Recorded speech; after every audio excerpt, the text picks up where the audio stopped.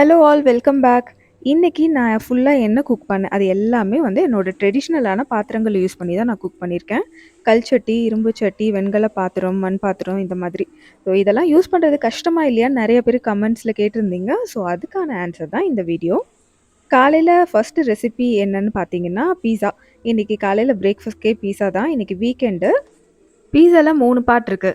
Pizza base பண்ணணும், அந்த bread, அடுத்தது பீஸா சாஸு, அதுக்கப்புறம் மேல தூவுற வெஜிடபிள்ஸ் அண்ட் சீஸ். இன்னைக்கு நான் பீஸா பேஸ நான் கடையில வாங்குனத வச்சு தான் பண்ணேன்.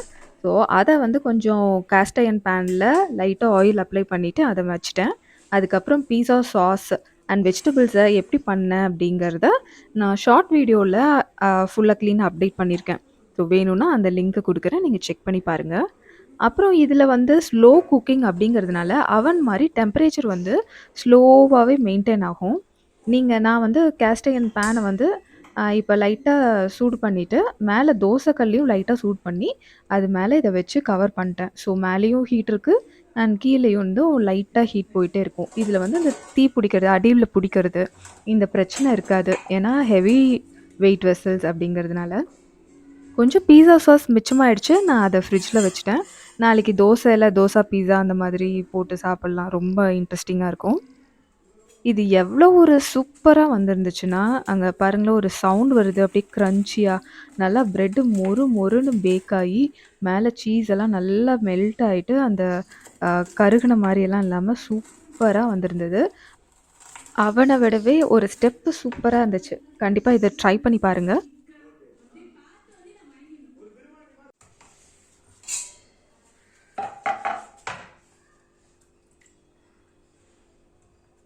காலையில பிரேக்ஃபாஸ்ட்டுக்கு அப்புறம் பார்த்தீங்கன்னா, யங் ஷெல்டன் அப்படின்னு நெட்ஃப்ளிக்ஸ்ல ஒரு சீரிஸ் இருக்கு. அத தான் நானும் புஜியும் பார்த்துட்டு இருந்தோம். ரொம்ப இன்ட்ரஸ்டிங்கா செம்ம காமெடியா இருந்தது. அண்ட் இந்த மிடில் ஆஃப் த சீரிஸ் நான் வந்து இங்க சமைக்க வந்துட்டேன். மதியானம் லஞ்சுக்கு சமைக்க போறேன். என்ன என்ன சமையல்னு பார்த்தீங்கன்னா, கத்திரிக்காய் புளிக்குழம்பு. காலையில வந்து பீஸா பண்ணிட்டு அந்த கடாய நான் வாஷ் பண்ணவெல்லாம் இல்ல. ஏன்னா பீஸாலாம் மெல்ட் ஆயி அப்புறது இந்த மாரி எதுவுமே இல்ல. ஜஸ்ட் அத பேக் பண்ணி தான் எடுத்துருக்கோம் இல்லையா? ஸோ நான் அந்த பேன அப்படியே வந்து இந்த கத்திரிக்காய் புளிக்குழம்பு வைக்கிறதுக்கு யூஸ் பண்ண போறேன்.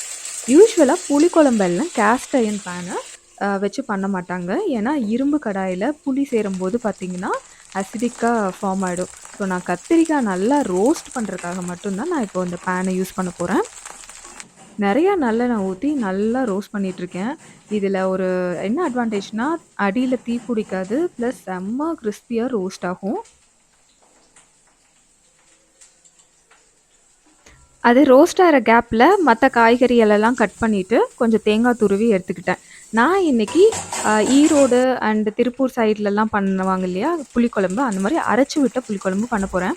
என்கிட்ட ஆக்சுவலி சின்ன சின்ன கத்திரிக்காய் கிடைக்கல. அந்த மாரி குட்டி கத்திரிக்காய் கிடைச்சதுன்னா, அத யூஸ் பண்ணி பண்ணுங்க. அதான் ரொம்ப டேஸ்டியா இருக்கும். இங்க பெங்களூர்ல எனக்கு இதான் கிடைச்சது.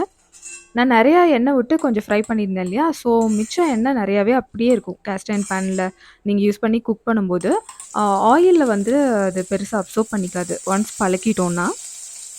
நான் அதில கொஞ்சம் எண்ணெய எடுத்து வச்சுட்டேன். குழம்பு வந்து வச்சதுக்கப்புறம் மேல ஊத்துறதுக்காக. இப்போ நான் வந்து வெங்காயம், தக்காளி, இஞ்சி, பூண்டு இதெல்லாம் போட்டு நல்லா வதக்கிக்கிட்டு, கடைசியா தேங்காயும், அப்புறம் கொத்தமல்லி தூள், சாம்பார் தூள், மிளகாய் தூள் இதெல்லாம் போட்டு நல்லா பெரட்டி எடுத்துக்க போறேன். அவ்வளோதான் இந்த மசாலா ரெடி. இப்போ அரைச்சு இந்த மசாலாவ அரைச்சுட்டு, கத்திரிக்காயோட சேர்த்து கொதிக்க விட்டோம்னா, நம்மளோட கொங்கு ஸ்டைல் புளிக்குழம்பு சூப்பரா ரெடி ஆயிடும்.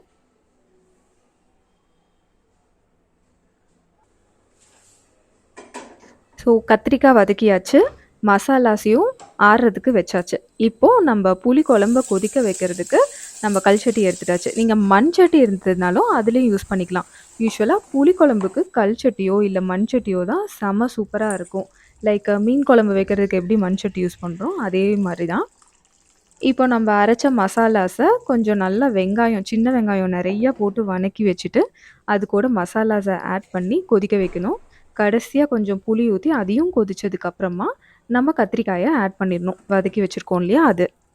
இப்ப இந்த கத்திரிக்காயும் நல்லா குழம்போட சேர்த்து கொதிச்சு நல்லா எண்ணெய் பிரிஞ்சு வரணும். 10 மினிட்ஸ்ல இந்த மாதிரி மேல எண்ணெய் மொதங்க ஆரம்பிச்ச உடனே கல்ல ஆஃப் பண்ணிடலாம். இந்த கல் சட்டியில இன்னொரு அட்வான்டேஜ் என்னன்னா, ரொம்ப நேரத்துக்கு அப்புறமும் சூடு அப்படியே இருக்கும். சுட சுட சாப்பாடும், கத்திரிக்காய் புளிக்குழம்பும் வேற எதுவுமே தேவையில்ல. அவ்ளோ சூப்பரா இருந்தது. இன்னைக்கு நைட்டுக்கும் தோசைக்கு இதே தான் வச்சுட்டோம். தோசைக்கு இன்னுமே எக்ஸலன்ட்டா இருந்தது. நான் நைட் எதுவும் சமைக்காதனால, நெக்ஸ்ட்டு டே நைட்டுக்கு தான் செஞ்சேன். ஸோ, அதத்தான் நான் வந்து இன்னைக்கு வீடியோல நான் ஷூட் பண்ணியிருக்கேன். கொஞ்சம் பால் ஆட வந்து நெறையா அந்த சம்படம் நம்பிடுச்சு. ஸோ, அத வந்து கொஞ்சம் தயிர் போட்டு, போட்டு வச்சுட்டேன். காலையில எந்திரிச்ச உடனே அத வெண்ணெயா சிலுப்பி எடுத்துருவேன். இன்னைக்கு சண்டே அப்படிங்கிறதுனால, காலையில ரொம்ப சிம்பிளான பிரேக்ஃபாஸ்ட் தான். பிரெட் டோஸ்ட் அவ்வளோதான். நானும் புஜுவும் அதே தான் சாப்பிட்டோம். அதுக்கப்புறம் ஈவினிங்க்கு ஏதாவது கொஞ்சம் டிஃப்ரெண்ட்டா குக் பண்ணலாம். ஹெல்த்தியா அவனுக்கு ஏதாவது பண்ணி குடுக்கலாம் அப்படின்ட்டு, 2 ஸ்பூன் கருப்பு உளுத்தம் பருப்ப ஊற வச்சிருக்கேன்.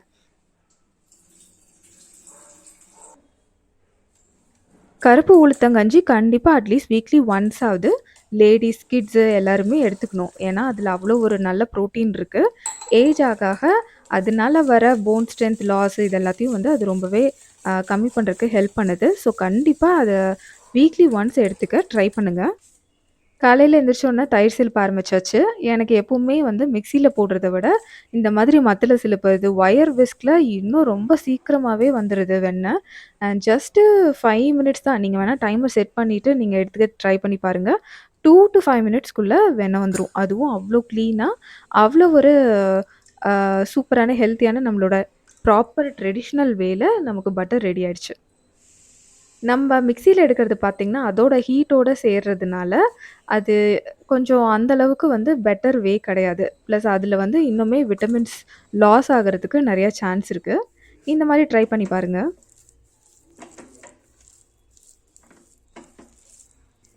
நேத்து வச்ச புளிக்குழம்பு இன்னைக்கு செம்ம டேஸ்டியா இருந்தது. அதுவும் அந்த கடைசியில கொஞ்சம் ஒட்டிட்டு இருக்கிறதுல வந்து சாப்பாடு போட்டு சாப்பிடுறது எனக்கு ரொம்ப ரொம்ப பிடிக்கும். இன்னைக்கு மத்தியானமும் நல்ல லஞ்ச் சூப்பரா இருந்தது. அதே புளிக்குழம்பு தான். இன்னைக்கு வந்து கொஞ்சம் கிளீனிங் வேலையெல்லாம் பண்ணிடலான்னு சொல்லிட்டு பெருசா குக்கிங்கும் எதுவும் பண்ணல. அதனால கொஞ்சம் மேல, கீழ எல்லாம் டஸ்டிங் எல்லாம் பண்ண வேண்டியது இருந்தது நெறையா. ஸோ அதெல்லாம் பண்ணிட்டு பெரிய வேலை சிம்னி கிளீனிங். இந்த தீபாவளிக்கு கிளீன் பண்ணது தான். பட் இந்த முறுக்கு சுட்டு நெறைய ஸ்வீட்ஸ் எல்லாம் பண்ணிட்டு, அதில நெறையா ஆயில் வந்து ஃபுல்லா சிம்னிய சுத்தி இருக்க அந்த கப்போர்ட்ஸ்ல எல்லாம் அப்பிக்கிச்சு. ஸோ அத வந்து அப்புறம் பாட்லக்கெல்லாம் வேற பண்ணோம். அதுக்கும் நெறையா குக் பண்ணி எல்லாம் கொஞ்சம் ஆயில் நெறையா அப்பிடுச்சு. ஸோ அத எல்லாத்தையும் கிளீன் பண்ணி எடுத்துறணும். நெறைய வியூவர்ஸ் கேட்டிருந்தீங்க. சிம்னி கிளீன் பண்றப்போ மறக்காம காட்டுங்கன்னு சொல்ட்டு. ஸோ அவங்களுக்காகவும் தான் இந்த வீடியோ. சிம்னி வந்து நம்ப சோப் வச்சோ, இல்ல நீங்க நார்மலா பாத்திரம் வெளக்குற மாதிரி கூட வாஷ் பண்ணி இது பண்ணிக்கலாம்.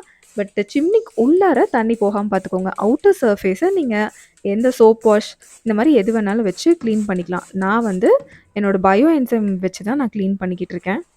நீங்க வேணும்னா வினிகர், அப்படி இல்லன்னா நார்மலான லிக்விட் சோப் இருக்கு இல்லையா? அத வந்து லைட்டா இந்த மாரி ஸ்க்ரப்பர்ல போட்டு தேய்ச்சு கூட கிளீன் பண்ணலாம்.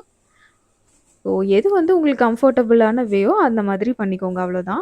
ஜஸ்ட் ஸ்க்ரப்பர்ல தேய்ச்சுட்டு, ஓ நல்லா ஒரு கிளாத் வச்சு வைப் பண்ணி எடுத்துட்டீங்கன்னா வேலை முடிஞ்சுது. கிச்சன் கிளீனிங்க பொறுத்தவரையிலும் 15 டேஸ் ஒன்ஸ் கண்டிப்பா கிச்சன டோட்டல் கிளீனிங் பண்ணிட்டீங்கன்னா, கடைசில உங்களுக்கு அந்த பர்டன் தெரியாது. கிச்சனும் சூப்பரா இருக்கும். சமைக்கிறதுக்கும் ரொம்ப ப்ளசன்ட்டா இருக்கும். நான் கிச்சன் ஸ்மெல்லியா இருக்கணும் அப்படிங்கிறதுக்காக கொஞ்சம் லெமன் கிராஸ் ஆயில், இல்லாட்டி லாவெண்டர் ஆயில், க்ளவ் ஆயில் இதெல்லாம் யூஸ் பண்ணி இந்த மாரி எசென்ஷியல் ஆயில்ஸ் யூஸ் பண்ணி மேல வந்து லைட்டா தொடச்சு விடுவேன். என்னோட பயோ என்சைம்ஸ வச்சு தான் நான் டோட்டல் கிளீனிங்கும் பண்ணியிருக்கேன். நீங்க வேணும்னா நீங்க வினிகரோ, இல்ல டிஷ் வாஷ் சோப்பு அது மாரி எது வேணாலும் யூஸ் பண்ணிக்கலாம். இந்த லெமன் கிராஸ் ஆயில் யூஸ் பண்ணும்போது அந்த குட்டி கொசு தொல்ல இருக்காது. அது ஒரு 2, 3 நாளைக்கு கண்ட்ரோல் ஆகும்.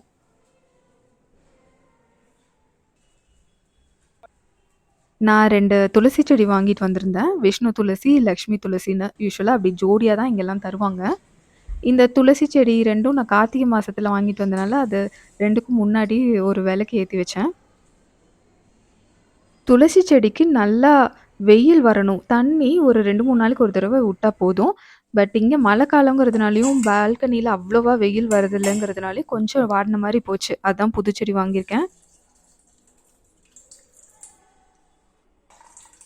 ஈவினிங் உளுத்தங்கஞ்சி பண்ணுறதுக்கு எல்லாம் ரெடி பண்ண ஆரம்பிச்சுட்டேன். உளுத்தங்கஞ்சி ஊற வச்சிருந்தோம் இல்லையா? அது தோலெல்லாம் கழண்டு நல்லாவே ஊறி இருந்தது. ஸோ அந்த தண்ணிய வடிச்சு எடுத்துட்டேன். இப்போ இந்த தண்ணிய வந்து நான் செடிக்கு ஊத்திருவேன்.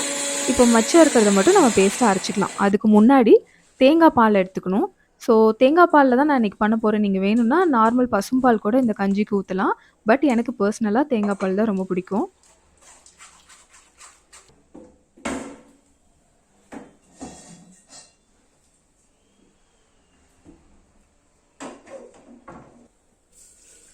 இப்போ தேங்காய் பாலும் ரெடி.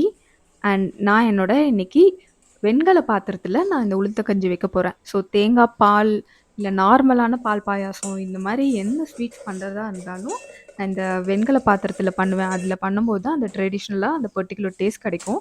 நம்ம பெரியவங்க எல்லாருமே இந்த மாதிரி ஒரு ஒரு ரெசிபியும் ஒவ்வொரு டைப் ஆஃப் பாத்திரத்துல பண்ணுவாங்க. அந்த மாதிரி தான் வந்து இந்த ரெசிபியும் பால் சம்மந்தமான பொருட்கள் எல்லாம் வந்து வெண்கல பாத்திரத்துல தான் பண்ணுவாங்க.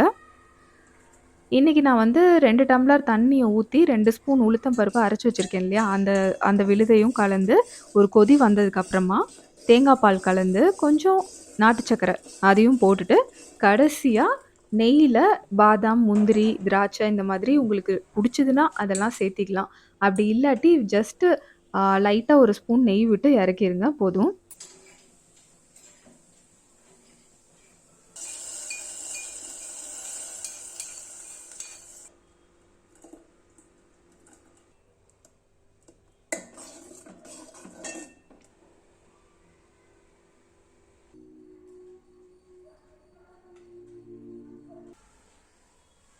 இன்னைக்கு நைட்டுக்கு டின்னர் வெங்காய கோசமல்லி.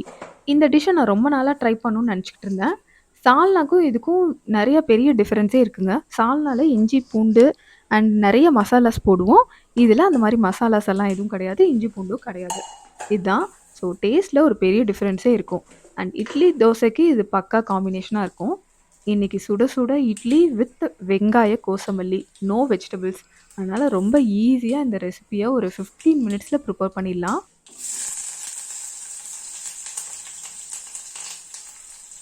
இது என்னோட புது ஸ்டெயின்லெஸ் ஸ்டீல் ட்ரைப்ளை கடாய்.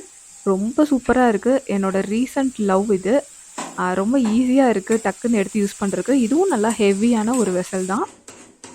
இந்த மாரி சிம்பிளான ஒரு குருமா வைக்கிறதுக்கு, ரொம்ப கம்மி அளவுல செய்றோம் அண்ட் வெஜிடபிள்ஸ் ஃப்ரை பண்றதுக்கு, இத நான் அப்பப்ப யூஸ் பண்ணிக்கிறேன். ரொம்ப நல்லாயிருக்கு. எனக்கு ரொம்ப புடிச்சது இது. அண்ட் இந்த கோசமல்லி ரெசிபி ஜஸ்ட் வெங்காயம், தக்காளி, வரமிளகா போட்டு நல்லா ஃப்ரை பண்ணிட்டு, அரைக்கிறதுக்கு பார்த்தீங்கன்னா, கொஞ்சம் தேங்காய், கொஞ்சம் பொட்டுக்கல்ல, கசகசா அண்ட் சோம்பு இவ்வளோதான். அந்த 4 இன்கிரீடியன்ட்ஸ் தான். நீங்க வேணும்னா வரமிளகா எவ்வளோ வேணாலும் யூஸ் பண்ணிக்கலாம் காரத்துக்கு ஏத்த மாரி. இதெல்லாம் போட்டு அரைச்சு, அதில நல்லா தண்ணி மாரி கலந்து விட்டுருங்க. இப்போ இது கொதிச்சு நல்லா எண்ணெய் பிரிஞ்சு வரணும். அவ்வளோதான். சிம்பிளான கோசமல்லி ரெடி. சுட சுட இட்லியோட செமையா இருந்தது. இந்த ரெசிபிய நீங்க கண்டிப்பா ட்ரை பண்ணி பாருங்க. 10 மினிட்ஸ் தான் ஆகும். ஸோ என்ன பண்றதுன்னு யோசிச்சுட்டு இருக்கப்ப இந்த ரெசிபிய கண்டிப்பா பண்ணி பாருங்க. இந்த வீடியோ அண்ட் இதில பண்ண ரெசிபீஸ் உங்களுக்கு புடிச்சிருந்ததுன்னா, மறக்காம ஒரு லைக் போட்டுருங்க. இன்னொரு நல்ல வீடியோல நான் உங்கள மீட் பண்றேன்.